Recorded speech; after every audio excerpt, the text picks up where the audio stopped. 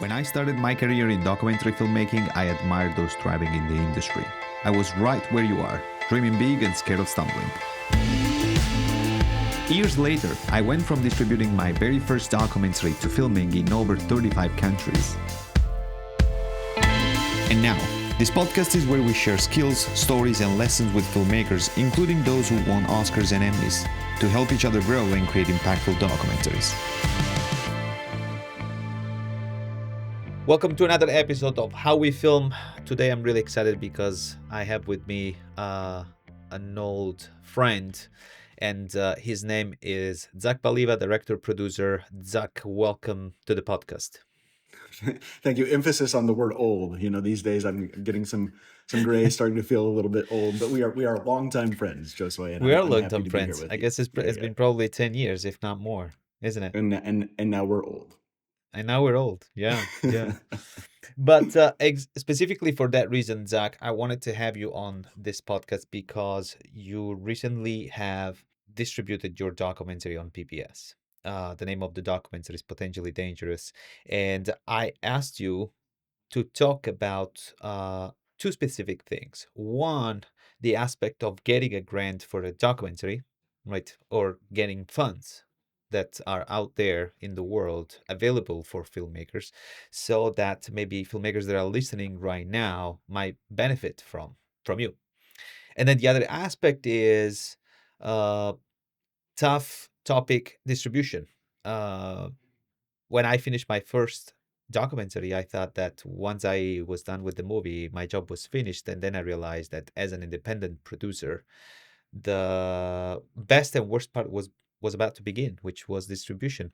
And I would like to discover with you your approach to distribution. You know, what were your challenges, but also how you ended up distributing the documentary on PBS.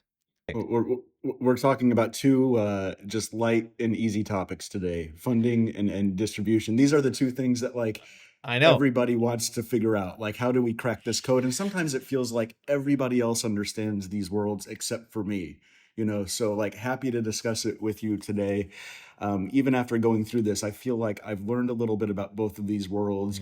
The distribution landscape for me now, I feel like I'm ready to attack again with what I've learned, knowledge from the mistakes I made. But I've got to be transparent and tell you that I still hate the world of funding, right? Like, I think all of us that have these stories that we care about, these passion projects, we just have this fantasy of what if I just had a rich uncle that could give me $3 million and I could make the films that I care about.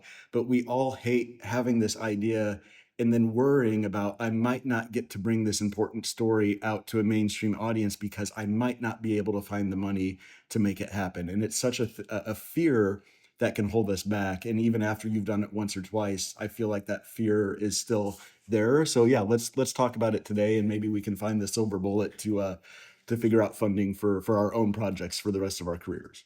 I think when I think about these two topics, it's like a dance, Zach. Like, you really have to at least know your moves. The music might change, and you got to be ready to change the moves as the music changes. And I think there are different variables and different things, which is market-wise, distribution-wise, funding-wise. And let's start from the beginning. So you decided to produce this story, but this, which is potentially dangerous. Can you tell me just real quick about where people can go watch the movie? I mean, they can watch it on PBS, but if you have a website or any way to search for. Yeah, I mean, the easiest way to find it now is potentiallydangerousfilm.com. We've got the trailer there. Because we're doing the PBS run, we can't do a lot of other distribution at the moment. We are kind of, sending DVDs as a thank you for donations. We don't have another place where you can watch it online at the moment because of the PBS broadcast. But yeah, I mean, check your local listings, email your affiliate. We'll get into this, I'm sure, but the way PBS member stations work, if you're not Ken Burns, is that they'll give you like a 3-year deal, and then every PBS member station programs their own content. So they can decide to show Potentially Dangerous all day, every day, or not at all for the next 3 years. So if you want to see it, call your local affiliate and ask them to program it. All right. So you got a grant from the Russo Brothers. I know that for a fact. I remember when you told me. I would like to know, how did you first learn about the Russo Brothers Italian American Filmmaker Forum? And yeah, like I think I would like for you to give me an idea on what's the background on discovering grant opportunities out there. Yeah, I think my story might be a little atypical because usually the way it works in the documentary space is you have this idea that you're really passionate about, you can't wait to tell this story, and you've got to go out and find the perfect partners to fund it, right? So you might be researching nonprofits or other groups that care about your topic, that have a similar mission and vision to what you're communicating through your film. That's a great way to do it, and probably better than how I did it. The way that it worked for me was I was kind of minding my own business one day, kind of, sitting around goofing off online. Huh. And I learned about the Russo Brothers Italian American Film Forum through their production company, Agbo, and they're partnered with a couple of great Italian American organizations to put this film forum out there every year. And I just kind of saw a notice about it when I was online one day, Mm. and the deadline was rapidly approaching. I mean, I found out about this like 4 days before the deadline or something. And because I'm a dual citizen in Italy, I'm Italian American myself, I thought, hey, this might be something that I could do. And my theory was I'll learn about this film forum. Maybe I'll submit an application just to sort of learn the rules and meet some people and learn how it goes. But because I don't have a story and I don't have a lot of time, they'll probably reject my idea this year, but then I'll be in a better position to enter the same film forum with a better idea next year. And at this point, did you have the story ready or not? I did not. I had absolutely no idea of what to do. So the ironic thing for me is the film forum that the Russo brothers do highlights something from the Italian American experience. Okay. And so I was looking for an unknown Italian story that I could enter into this film forum. So I just went online and I did a Google search for unknown Italian American story, trying to look for something that hadn't been told before. Uh-huh. And then ironically, what came up is the topic that I ended up covering, which is the unknown internment of Italians living in the United States during World War II, since the US was fighting against Italy, obviously in Japan and in Germany. The work that has been written about this topic in Italian is called Una storia segreta, so a hidden story or an unknown story. Mm. And so, or history. And so that's what comes up if you Google search unknown Italian story.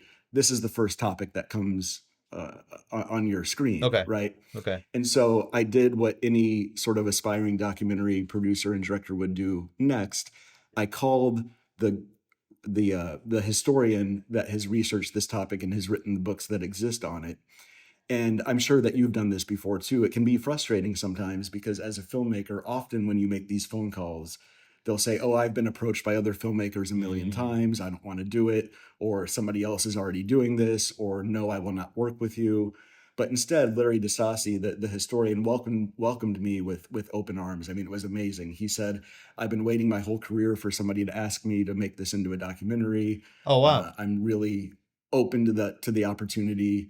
I'll work with you however you need." And then he kind of opened his networks to me and started connecting me with all the people that I needed to interview.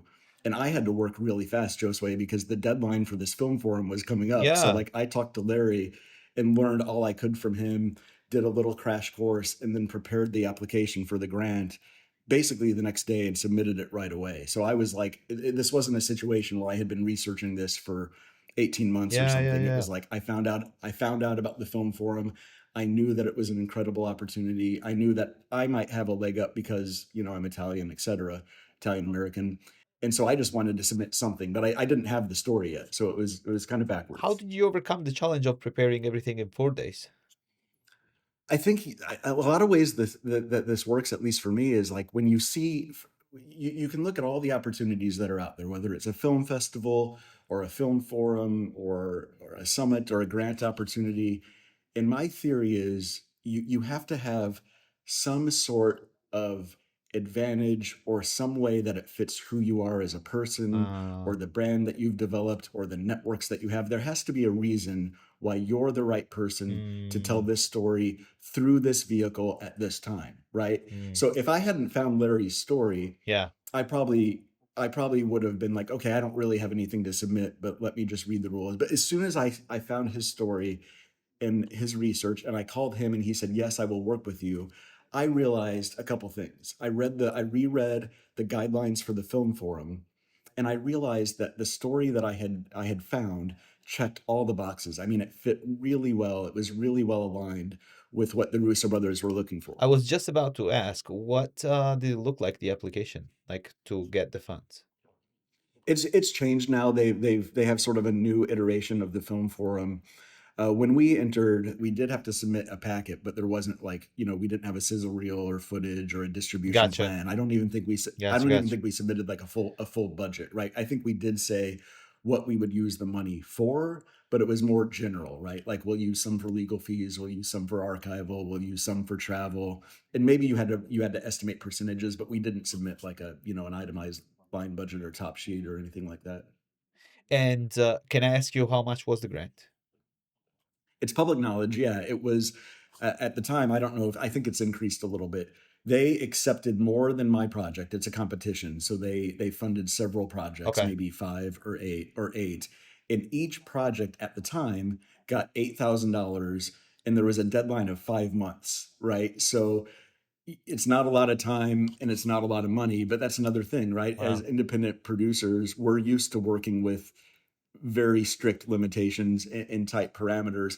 And also, I mean, the company that you're in, if you receive a grant from the Russo brothers, in many ways is worth more than the money that they provide for the film. So we knew we would need more money. We went out and we did a Kickstarter, which was successful. I think we raised another $12,000. So you could say that the total budget for this film, which became a feature-length documentary, by the way, Wow. was $20,000. You Was made $20,000. But you made a feature with 20,000.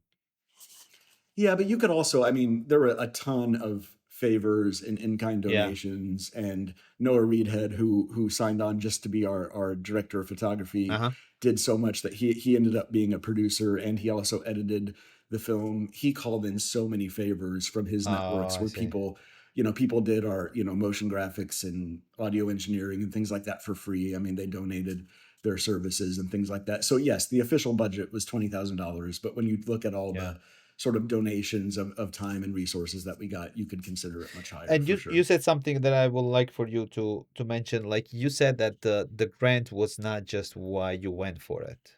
I mean the just the name Russo Brothers. Uh, for those who are listening and don't know who are the Russo Brothers, can you tell us a little bit about who they are? Yeah, and I don't want to sound like just their names, right? Because it's also the wisdom, the relationships, No, the the networks that networking, that of they're course, that were everything that yeah. that So brings. No, no, clearly, clearly. yeah, yeah. So the Russo brothers, I mean, how can you describe their careers, right? I mean, they've directed several movies in the Marvel Cinematic Universe.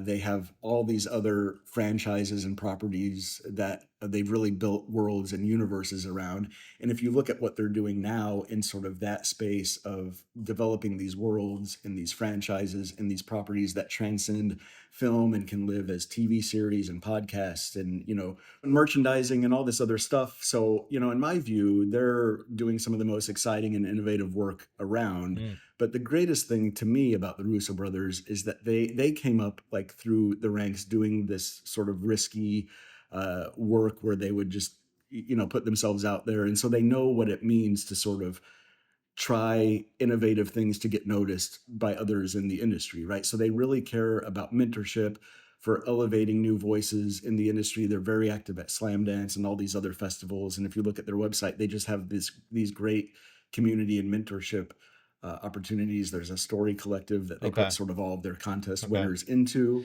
And that's really what was attracted Yeah, to, is how can I learn from these people that I really respect and admire? yeah. No, that makes sense. And what do you think was the best take out of that experience? Gosh, I mean, it's got to be kind of being in that network that Yeah, I mentioned, right? yeah. Because now there are other sort of forum and contest winners Uh-huh. that I've been invited into this group with, and I know we're going to talk about sort of networking Mm, and collaboration later, but it's so valuable just way because even if you have just like a basic question or a connection that you need, yeah, right? Like yeah, yeah. your entertainment lawyer maybe has moved on and you need somebody new. I can just shoot a message to this group and say, hey, who has a great Uh, entertainment lawyer that's available? Or who has worked through this legal issue that is new to mm, me before?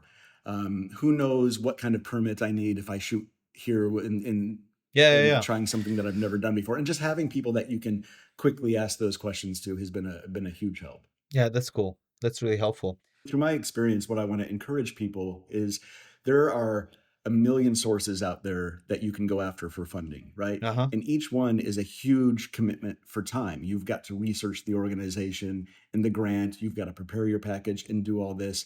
And what I learned from my experience is something that I said before, but I just want to highlight one more time is it's very important in my view to find a grant or a funding source that you have some connection to, whether it's something in in your own DNA. In my case, right, I'm Italian Yeah, American, so yeah. this film forum makes more sense to me. Or if you have a connection or something, it's very important that there's a way that you can stand out through your application. And if you're just using all of your time to sort of blindly enter as many grants and festivals as you can, you're really doing yourself a disservice because it takes all of your time and energy, but you found no way to stand out, you know. So I think that's super important. No, that's great. That's really helpful. Thank you. So, Zach, let's take a jump now. We're going to skip the pre-production, production, and post-production part of your movie because I think I would like to highlight your experience in distribution. The reason is that so many filmmakers believe that their job is done, and including me, that the job once the movie, yeah, basically that when the movie is done, our job is done, but that's not true, right? Uh, Yeah, yeah. and I would like to hear what has been your experience. So you finished your movie. Uh, what were your main struggle before you actually found the distributors? The struggles for a first timer, I think, is that everyone will promise you the world. When you're looking for distribution, you're looking at all of these companies. There are consultants.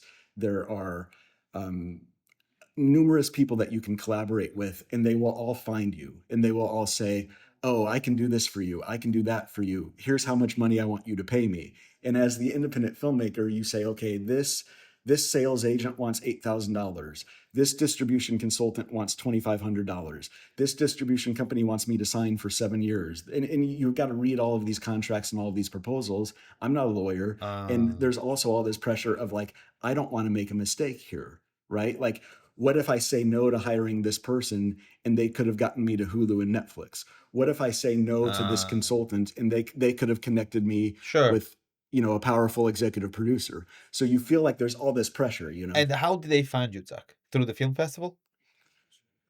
Yeah, through festivals, I think in the film forum, you know, there was an article in one of the trades. You know, the Russo brothers put out a press release, and it got Okay, out there, and so you know, people started making contact. But then also, you're doing research, right, through sure. your own networks of saying like, okay, what do I need to do now? I've got this film, I think it's great. In our case, the film forum was a competition, and our film was named the winner, right? So that helped a lot. That like we could say we won the Russo Brothers Film Forum. Help us get this movie a distribution deal now, right? So people were a little bit more responsive to cold calls and emails because I could say I'm a producer and director. I have this film that's seeking distribution, and it won the Russo Brothers Italian American Film Forum. And I think that fact that I could say we won the film forum had people returning calls and emails that they might not otherwise have returned. So, what would you say was your main struggle before you actually found distributor? The fact that you have to navigate those waters without really knowing what to do? Yeah, yeah, exactly, exactly. Navigating those waters, and then you get to a point where you know, you're researching all of these distribution companies, and they'll start to, if they're interested, they'll start to kind of send you a Ah, contract and make proposals to you. And then you've got to read a 25-page contract from each distributor that wants to take on your film. And as a first timer, you have no idea what these terms mean, right? They're talking about financial waterfalls and minimum guarantees and, you know, all this profit sharing stuff. and how did you solve that? Well, I had an entertainment lawyer that we had used for our clearance report and other things in sort of the post production process, and we had thankfully some funds left over, so we had some lawyers review the contracts, and then you kind of start to learn, Okay, you know, the sort of standard things that you'll see in each one. But I really have to say, Josue, I think this is the number one advice that I can uh, give from my experience is sure. I apologize to anyone in the distribution landscape because I'm going to say something that they will find offensive, but I think it's true. Is it feels a lot like kind of buying a used car from a dishonest used car salesman. The way the system is set up right now, everybody makes money except for the content creator, Mm. right? So if I go with a traditional distributor, I might pay a retainer for a sales agent to find that distributor. The distribution company is earning a profit off of this. The streamer is earning a profit off of this. Everybody's earning profits off of this. And then the money that may trickle down to the filmmaker and get left over for you to actually, try to earn some of your budget back and then maybe a meager profit. Everyone has already taken a slice out of that Yeah, dollar before it comes to you. And the way it's set up right now, it benefits everyone except for the filmmaker. And so what gotcha. I did was because of that, I started giving myself, like a master's level education in film distribution. I would listen to every podcast I could find. I would read every book. I would interview people. And I just really decided to go slow because the feeling is I've got this film. Uh, yeah, because when you finish, you got this film, you want to get out there. Like you feel like you're gonna lose momentum, and then they're not gonna talk about it. Well, not only momentum, but you also feel like maybe the topic Yeah. will be outdated, right? Like in my case, there were people that were like 85 and 90 years old that I interviewed, and not only did I fear that the topic would be outdated, but I cared about their story getting out there while they're Uh, still with us. I wanted them to be able to sure, watch the sure, sure, documentary on PBS because they sure. shared their lives with this project, and so you have this pressure to move really fast. But I said, you know what? I don't know this space. It feels like everybody wants to take advantage of what I've created. And because of that, I want to move slow because I don't want to make a Huh. mistake. And I want to be proud of where this movie ends up. And we can talk about this later, but that's why I went with PBS. I rejected 5 or 6 offers from distributors, and I'm really glad I did. One of them is out of business now and is being sued. Wow. And if I would have picked them as my distributor, my film would probably be like wrapped up in their bankruptcy and their lawsuit, and nobody would ever see it. And that's why you have to move slow, because that company that now is no longer in existence and is being sued, they promised me a lot. They said we're gonna market this film, we're gonna get it to big places, you're gonna make a lot of money with us, we really care about you. And then 5 months later, they're out of business and they're being sued. So that's why you have to move slow. Yeah, just to make clear, the kind of offer they were giving you, Zach, was what? Like, we're gonna give you $5,000 or not even that, and then we're gonna take all the rights to do whatever we want with the movie? Yeah, and in retrospect, after like really digging into it, it wasn't even that good of an offer. But at the time, when you have a documentary that you want to get out there, and somebody's saying we can get this to all the Uh-huh. streamers, you're excited, right? But looking back, I mean, it wasn't even that good of an offer. I mean, they wanted, I think, like 7 to 10 years of exclusive rights. There was no minimum guarantee, which in contract languages they say no matter what, you're going to get at least this much money. And the real big problem with a lot of these distributors is they will claim sort of marketing fees, right? So they will say, Yeah, the first ten thousand yeah. dollars that comes in, we're going to use to recoup our marketing expenses. But many of them won't show you where Yes. they've marketed your Yes, film, yes, how yes. they've marketed your film, and they won't even prove that they've not used more than $10,000 to do it. And so you can imagine, Josue, it's really easy to be dishonest in that situation Mm, because if I'm the distributor, I can tell you that I've spent $10,000 on marketing. I can take $3,000 and do nothing but buy Facebook ads that aren't going to help the yeah. film at all, and then I can claim that I've done a great job marketing your film, and there's little to no accountability. And for all of these reasons, I thought, you know what, I could go with one of these boutique Uh-huh. distributors. And I did approach a lot of the big guys, and we had a little bit of interest, but it didn't really go far. So most of my offers came from like, mid-level boutique distributors. And And who was helping you with all of this, Zach? It was just you or in your lawyer?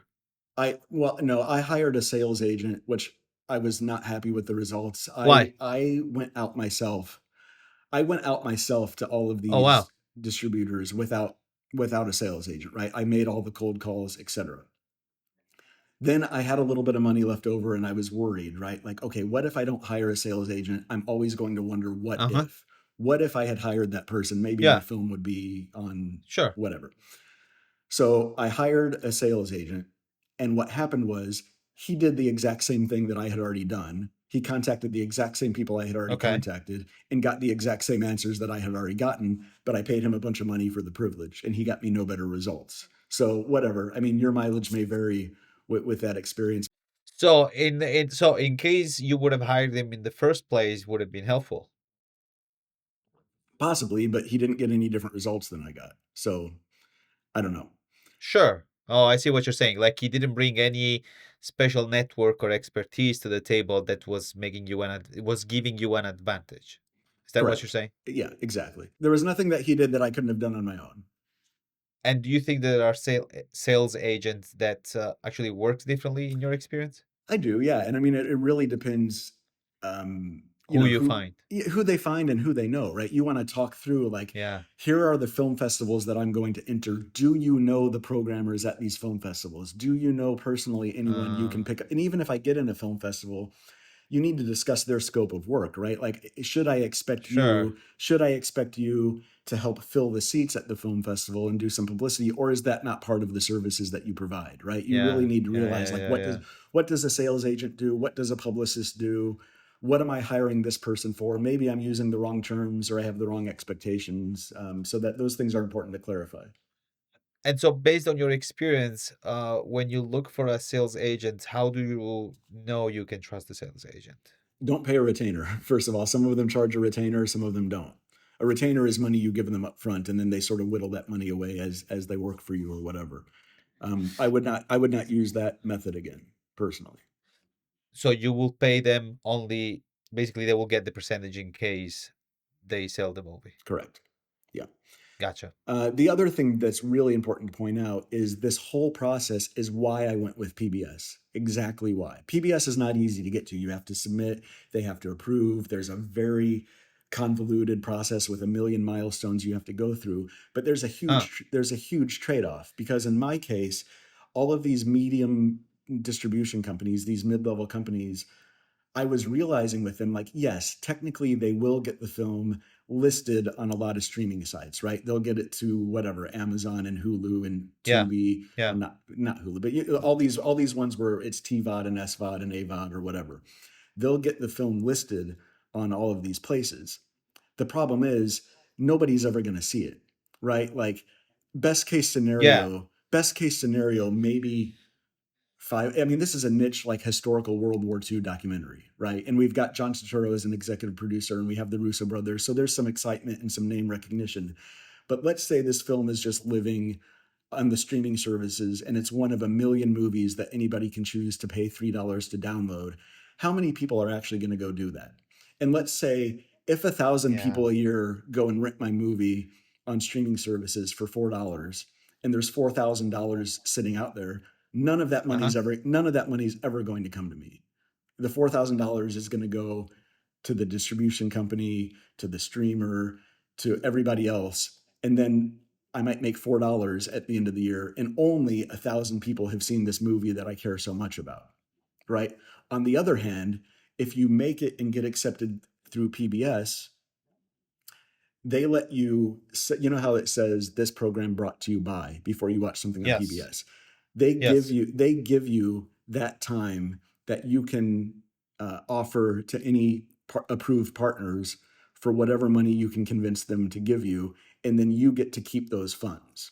So in my case, I sold that airtime Uh-huh. to three or four different groups, and I made way more money than I ever would have made through, you know, Oh. a small distribution company. And hundreds of thousands of people or millions of people will end up seeing the documentary on PBS, right? Let So me stop you.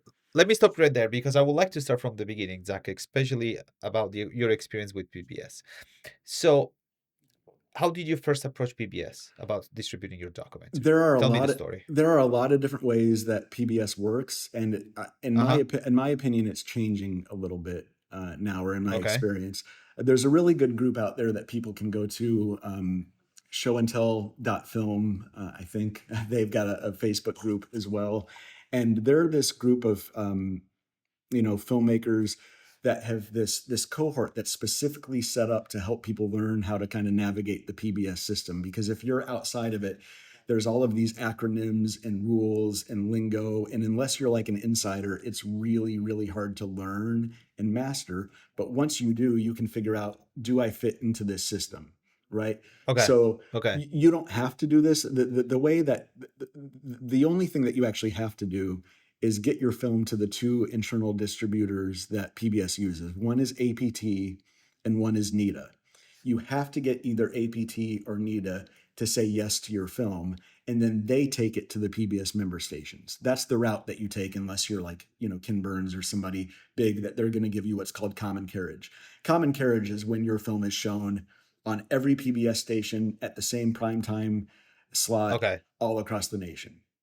In our case, Yes. through APT and NIDA, they're not going to do that. What they're going to Okay. do is put your film up on the satellite, and there's like 300 PBS member stations, and every member station can pull down your film and show it whenever they want. So in our case, October is Italian American Heritage Month, so we get the most play on PBS member stations in October. Another thing that you can do is you can hire a former PBS station programmer to work as a consultant. They call it a stations relations manager. And we did that, and it was very helpful. We hired a woman who served as our advocate, and then she contacted all of the PBS member stations on our behalf and talks about how great the film is. You should show it for these reasons. And she And got us some good results with that. you paid her for her time to do that. Correct. Yeah. But it was, out of the money that we made from selling the advertising space from PBS, we used a small portion of that money to pay her. Yeah. From budget supplementation to challenges of distribution, I found Zach's interview really, really helpful personally. If you're interested in independent distribution strategy, look out for the second part of the interview. But also, if you want to learn about all the steps that Zach took in order to distribute his documentary on PBS, we have an exclusive part of the interview available for those who subscribe on howwefilm.com. It's free. You don't have to pay. Also on the website howwefilm.com, you can find a form where you can submit any questions towards documentary production and distribution. I'll do my best to create a video to give you the answer. If you don't want to miss any future episodes, don't forget to subscribe.